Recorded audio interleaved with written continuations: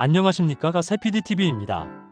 오늘은 세계적 중국 위험 국가인가 중국의 실패에 대해 이야기하려 합니다. 구독, 좋아요 감사드립니다.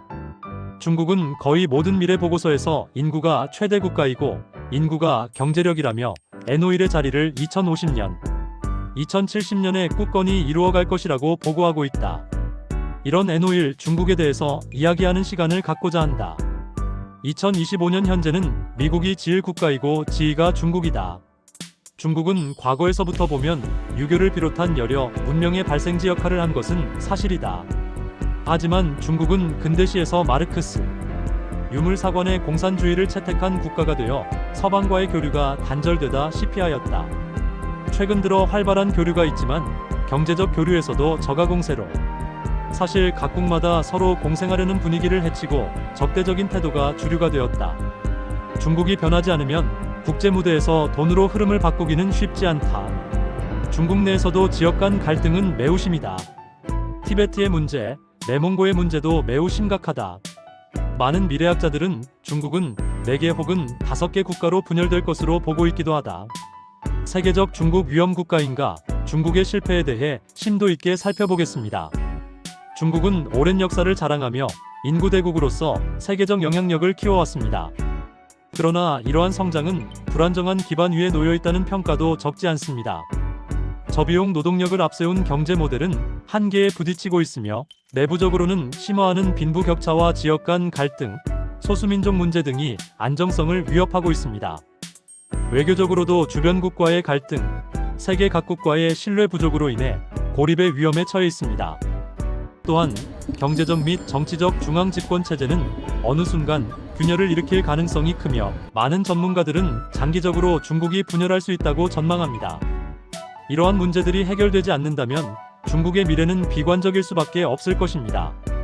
지금까지 중국은 선진국의 기술커피 모방 이미테이션 등을 비용 지불 없이 해왔다고 지탄을 받아왔습니다. 최근에서 많은 인재를 데려와 기술을 전수받고 팽시키는 경우가 많이 언론 보도가 있기도 합니다. 물론 중국의 기술 수준이 엄청 발전되어 가고 있는 것도 사실입니다. 중국 내의 부동산 부분의 붕괴, 청년 실업의 문제, 빈부의 양극화 심화는 별개의 문제이지만 감춘다고 해결되는 것은 아닐 것입니다.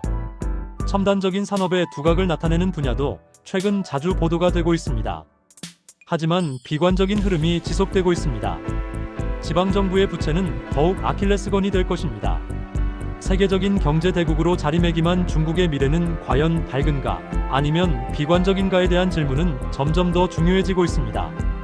중국은 오랜 역사와 대규모 인구라는 강점을 통해 세계 경제와 정치에 큰 영향을 미쳐왔습니다. 하지만 내부적으로 악화되는 빈부격차, 지역 간 갈등, 소수민족 문제는 심각한 도전 과제가 됩니다. 외교적으로 주변국과의 갈등과 글로벌 신뢰 부족으로 인해 고립될 위험도 존재합니다. 경제적으로는 저가 노동을 기본으로 한 성장 모델이 한계에 도달했으며 부동산 시장 붕괴와 지방정부의 부채는 경제 안정성을 위협하고 있습니다. 기술 발전과 첨단 산업에서 성과를 내고 있는 것도 사실이지만 문제들의 누적은 결국 중국의 장기적 미래를 어둡게 할 가능성이 큽니다. 많은 전문가들이 중국의 분열 가능성을 이야기하는 만큼 이러한 구조적 불안이 해결되지 않는다면 중국의 성공은 지속될 수 없을지도 모릅니다. 구체적인 통계로 이야기해보겠습니다. 중국의 인구는 13억이 넘은 지 오래되었습니다. 경제 규모도 성장률이 10%를 상회하다가 꺾이고 있습니다. 강조하지만 중국은 오랜 역사와 인구, 강국으로 세계 경제와 정치에서 중요한 위치를 차지하고 있던 것은 사실입니다. 그러나 내부적으로 빈부격차와 지역 간 갈등, 소수민족 문제 등 산적한 문제는 중국 사회의 안정을 위협하고 있습니다. 경제적으로도 저가 노동에 의존한 성장 모델이 한계에 다다르고 있다는 것은 실증적으로 증명되고 있습니다. 부동산 시장 붕괴와 지방정부의 부채 문제는 심각한 위험 요소로 대두되고 있습니다. 외교적으로는 주변국과의 갈등과 신뢰 부족으로 국제적 고립 가능성이 제기되며 많은 학자들이 중국의 분열 가능성을 우려하기도 합니다. 첨단 산업에서 어느 정도 성과를 거두고 있으나 구조적 문제 해결 없이는 중국의 미래는 불확실합니다. 이런 어려움 속에서 중국이 어떻게 변화와 혁신을 이뤄낼지가 세계적인 관심사로 계속 주목될 것입니다. 최근 2025년 전인대가 진행되었습니다. 미래를 위한 대비를 하는 자리였습니다. 중국이 직면한 도전들은 단순한 경제 성장을 넘어선 정치적, 사회적, 외교적 변화와 혁신을 요구합니다. 중국이 이러한 이유로 여러 가지 시도를 많이 하고 있기는 합니다. 전인대 주요 결과는 다음과 같습니다. 2025년 3월 5일 중국 전국인민대표대회 전인대는 금년 성장률 목표치와 10대 중점 과제를 제시하였습니다. 정책 방향은 내수 확대를 통한 유효 수요 창출에 나서는 동시에 기술 혁신을 통한 자체 발전을 추진한다는 것입니다. 이외 아시아 및 글로벌 사우스를 중심으로 한 대외 협력도 강조하였습니다. 종합평가상 중국 정부는 트럼프발 충격을 내수 및 첨단 기술 투자 확대 등으로 일정 수준 완화할 전망입니다. 다만 경기 부양 확대 등으로 재정 건전성이 악화되면서 정책 여력도 점차 축소될 가능성에 유의하고 있습니다. 시진핑 체제 구축에 방점이 찍혔던 예년 양회에 비해 당에 관한 언급은 상대적으로 줄었다고 한다. 그만큼 시진핑의 영향력이 축소되고 있다고 보고 있다. 도널드 트럼프 미국 대통령의 중국산 제품에 대한 1010% 관세 부과 문제를 최대 이슈로 해 양회가 시작했다. 중국은 지난해 역대 최고 수출 실적에 힘입어 5% 성장을 달성해 경제 성장률 목표를 이뤘지만 내수 부진으로 물가 상승률은 0.2%에 그쳤다. 안팎의 경기 침체 압력을 극복하고 사회 안정을 이루는 것이 중요한 국정 과제가 됐다. 리창 중국 국무원 총리는 2025년 3월 5일 전인대 개막식 정부 업무 보고에서 올해 경제 성장률 목표를 지난해와 동일한 5%로 제시했다. 정부 업무 1순위로는 내수 진작을 제시했다. 리 총리의 전인대 개막식 연설에서 소비라는 단어를 31회 언급했다. 지난해인 2024년에 21회보다 월등히 많아졌다. 당국은 또 재정적 자유를 국내 총생산 GDP 대비 3% 이내로 유지하던 몇 년간의 룰을 깨고 4%로 올리기로 했다. 통화정책은 안정에서 적당히 완화로 변경한다. 주택시장과 증시 안정이 처음으로 정부 업무보고에 포함됐다.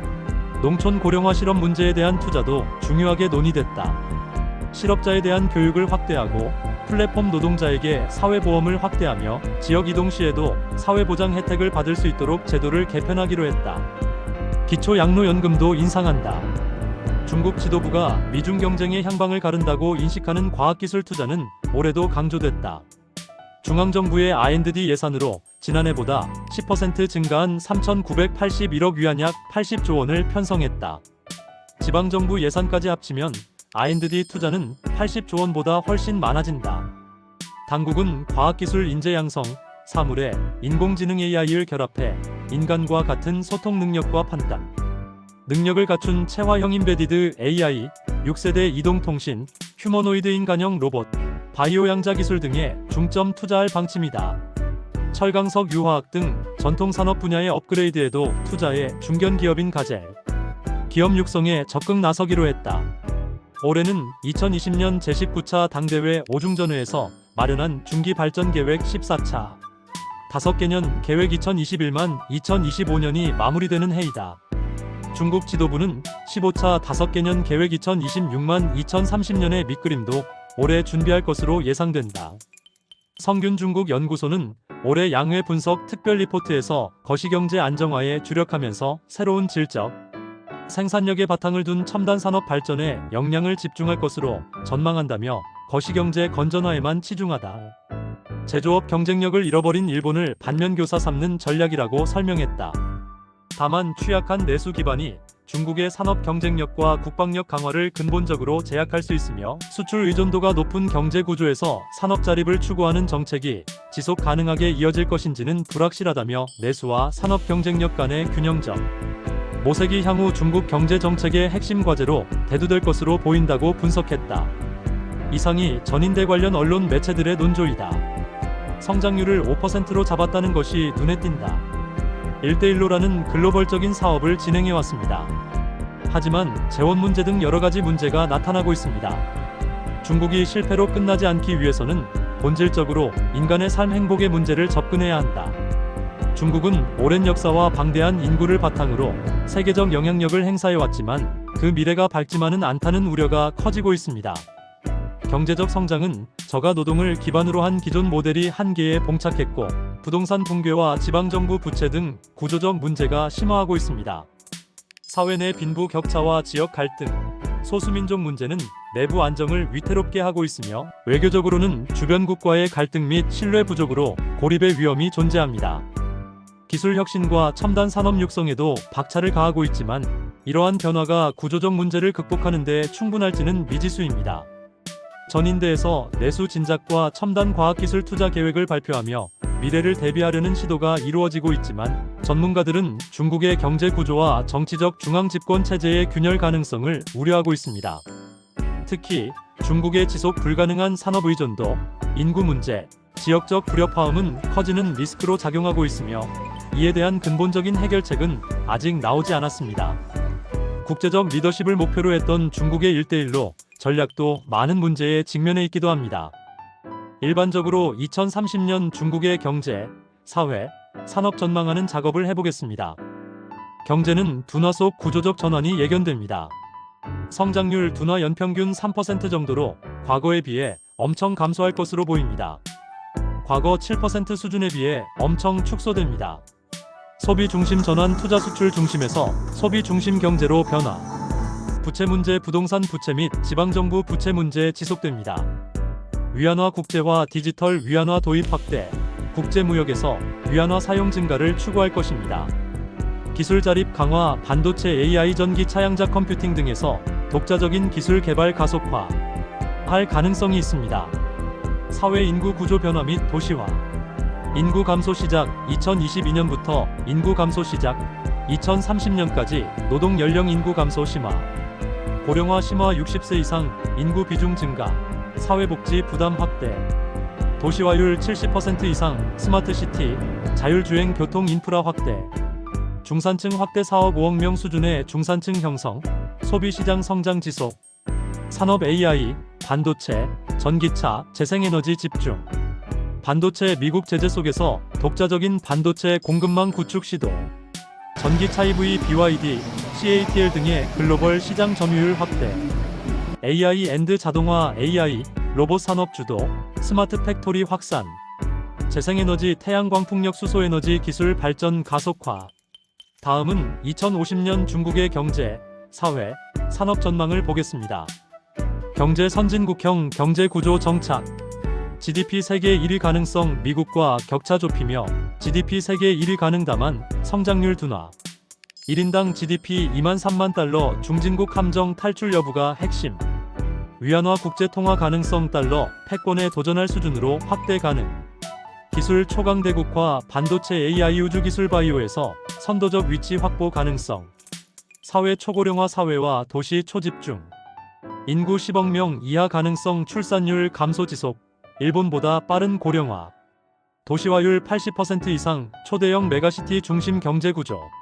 사회주의적 통제 강화 AI 빅데이터를 활용한 사회 감시 및 관리 시스템 정교화. 불평등 심화 가능성 도시와 농촌, 동부 연안과 내륙 간 격차 확대. 산업 AI 우주 바이오 신소재 중심. AI 초강국 AI 기반 경제 구조 확립. 자율주행 스마트시티 완성. 바이오 혁명 유전자 편집장기 이식 AI 의료 혁신 주도 가능. 우주 개발 경쟁달 기지 건설 및 화성 탐사 본격화. 탄소 중립 실현 원자력 수소 태양광 기반 에너지 전환. 결론 중국의 미래는 퀘션 마크입니다. 2030년 고속 성장 종료. 경제 구조 전환기 기술 자립 BS. 부채 문제. 2050년 초강대국화 가능하지만 인구 감소 및 내부 불안 요소 존재. 중국은 2030년까지 기술 발전과 소비 중심 경제로 전환, 2050년까지는 AI 바이오 우주 강국이 될 가능성이 있지만 인구 감소와 경제 불균형이 도전 과제가 될 것입니다. 이런 접근은 1차원적인 내용입니다. 많은 사람들이 중국의 미래는 어둡다고 보고 있습니다. 빵보다는 자유가 핵심이 될 것입니다. 체제 싸움에서 중국은 홍콩같이 억누르고 지낼 수 없을 것입니다. 경제적 숫자는 개선시킬지 모르지만 내부적 지방적 딜레마는 언제가 터질 것으로 보고 있습니다. 경제적 돈이 풍족해지기 시작하면 풍선 터지듯이 터질 것입니다. 국제적으로 보면 중국이 시장으로 돌아서는 것이 해피합니다. 저임금으로 싸게 저가로 공급하면 자재적으로 생산하는 업체는 힘들어집니다. 중국은 오랜 역사와 대규모 인구를 기반으로 세계에 막대한 영향을 미쳐왔습니다. 하지만 그 미래는 결코 단순하지 않습니다. 경제는 저가 노동 중심에서 기술 혁신으로 방향을 틀고 있지만 내부적으로 빈부격차와 지역 갈등, 소수민족 문제는 안정성을 위협하고 있습니다. 부동산 시장과 지방정부 부채 등 경제적 구조 문제는 심화하며 외교적으로 신뢰 부족과 갈등으로 인해 고립 가능성이 커지고 있습니다. 기술 개발과 내수 확대를 통해 미래를 대비하려는 노력이 있지만 인구 감소와 고령화, 내부 불안 요소는 여전히 큰 도전 과제로 남아 있습니다. 중국의 미래는 변화와 혁신이 관건이며 성공 여부는 세계적 주목을 받을 것입니다. 새PDTV입니다. 세명 교수입니다. 양지청입니다.